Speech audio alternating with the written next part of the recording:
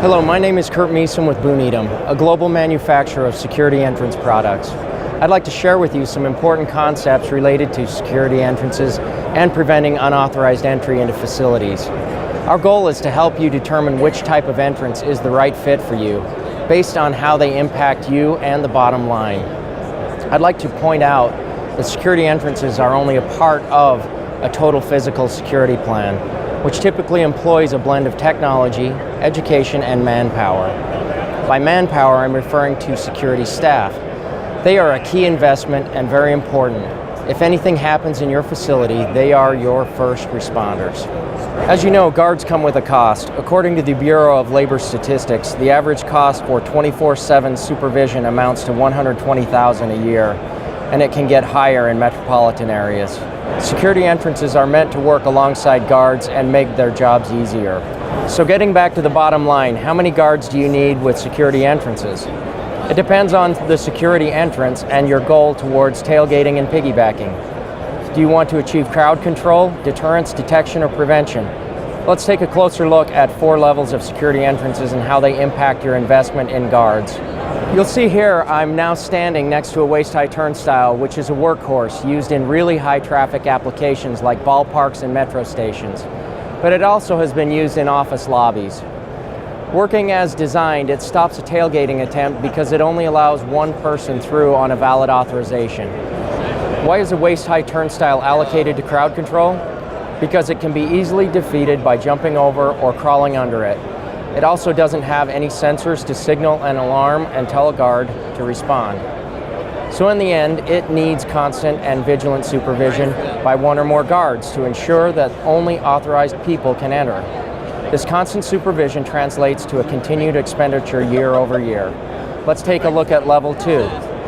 Now I've moved over to a full-height turnstile. Again, this is another workhorse that is especially useful on the perimeter of a fence line. Typically, you'll see these between a parking lot and a building. They have also been used indoors. Why do we classify a full-height turnstile as a deterrent? Reason 1 is it is a full-height barrier, so someone has to be determined to climb over it. 2, it typically isn't directly supervised on a fence line. It is usually the first layer of security at the furthest perimeter. 3, it doesn't have any sensors to signal an alarm. 4, it doesn't stop piggybacking. 2 people can work together to defeat it. In the end, if used at the perimeter, it does a good job as a deterrent.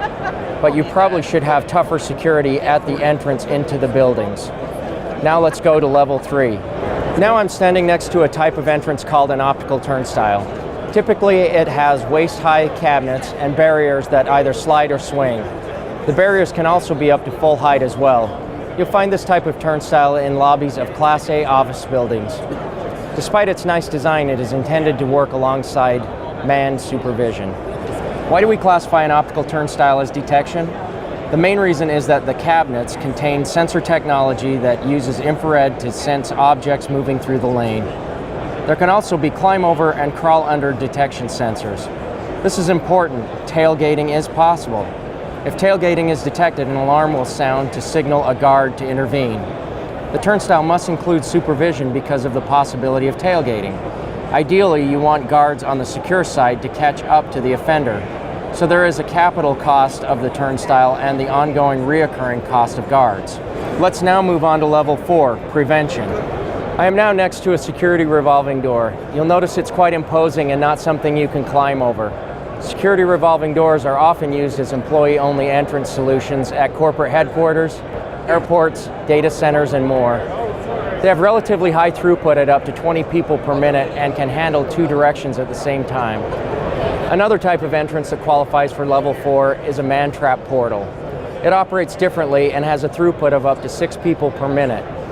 They're ideal for data centers and very sensitive areas because they support 2-factor or multi-factor authentication readily.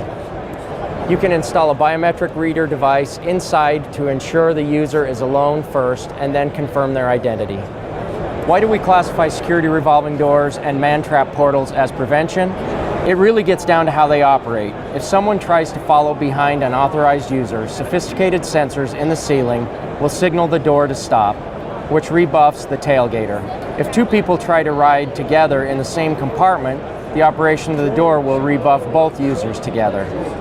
The bottom line is there isn't a way for someone to defeat security revolving doors and man-trap portals. They actually do the job of preventing tailgating and unauthorized entry. While their cost is higher per unit than other types of entrances we've covered, they can enable reduction or reallocation of guards. This makes them unique in their ability to deliver a return on investment, often within a year or two. As you can see, if you categorize security entrances into these 4 levels based on their ability to manage tailgating, you can understand the implications to your organization in terms of guard support needed and the impact to your bottom line. We hope you found this video helpful in determining the right security entrance for you in developing your physical security plan. Thank you.